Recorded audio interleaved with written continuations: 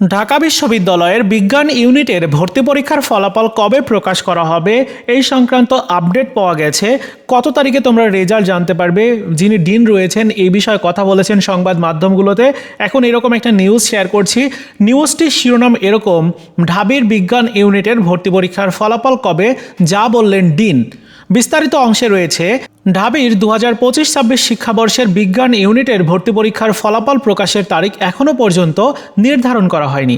তবে প্রস্তুতির কাজ শেষ পর্যায়ে, সবকিছু ঠিক থাকলে চলতি মাসের শেষ সপ্তাহে ফলাফল প্রকাশ করা হবে।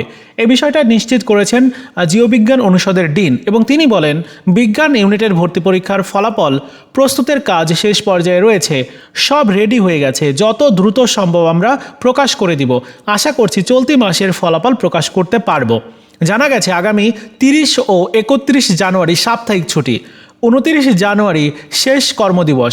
সেই হিসাবে আগামী সপ্তাহে এই ফলাফল প্রকাশ করা হবে, অর্থাৎ আগামী 29 জানুয়ারি তোমাদের বিজ্ঞান ইউনিটের ভর্তি পরীক্ষার ফলাফল প্রকাশ হতে পারে। সো বন্ধুরা, এই ছিল আপডেট তথ্যটুকু। আশা করি তোমরা জানতে পেরেছো। ভিডিওটি ভালো লেগে থাকলে লাইকস, কমেন্টস এবং শেয়ার করবে।